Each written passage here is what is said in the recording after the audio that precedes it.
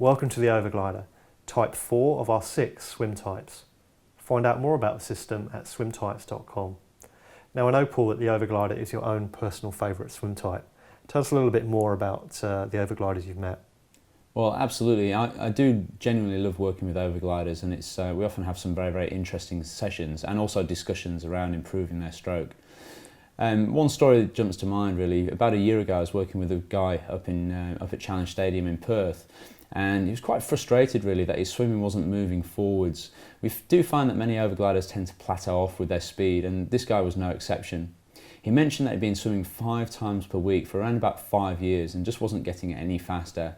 He said that his best time for a kilometre was around about 25 minutes, so 2 minutes 30 per 100, which is relatively slow really for somebody who's been swimming that length of time. Now, just before he set off, he actually told me that he couldn't understand it because he could take 28 strokes per 50. He said, I always count my strokes per 50 metres trying to make the stroke as low as I can. And what was interesting was, whilst saying 28 strokes per 50, he followed this up by saying, and that's better than Ian Thorpe, knowing that Ian Thorpe takes around about 30 or 31 strokes per 50 metres. Unfortunately, what the chap didn't realise was the combination of the stroke length and the rate he was turning his arms over was resulting in that rate being very, very slow indeed. So he was maybe swimming with a very, very long stroke, but the point was that his stroke rate was an incredibly low 33 strokes per minute, which for most overgliders is even very, very extreme in itself. Interestingly enough, Ian Thorpe, whilst having a slightly shorter stroke than that, would actually turn his arms over at 76 strokes per minute, 2.5 times faster than our example here. A very, very different swimmer really. Absolutely. From the Overglider. It's a bit of an obsession with developing the longest possible stroke they can. And as we jump around the video clips here, I'm sure you can see several themes that are common. This dropping of the elbow and the wrist and showing the palm forward is a very, very common thing we see with overgliders. You can also see this little kickstart action that happens just after the dead spot, literally kick-starting the stroke again. This is happening because the body's almost come to a complete halt, and in order to get the stroke going again, the swimmer has to put in a distinct kick, to kick things off.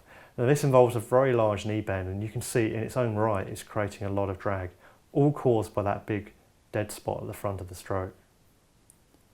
Now many overgliders have been influenced by the idea that they should be rotating to around about 90 degrees within each stroke. Unfortunately, this over-rotation often causes the lead arm to drift across the centre line and causes then the legs to scissor kick apart to create balance and stability. This of course creates drag, so whilst many overgliders believe that they're reducing drag by rotating as much as what they are doing, unfortunately the drag that's created then by the legs scissor kicking apart just compounds that whole thing and actually slows them down more than it's actually assisting.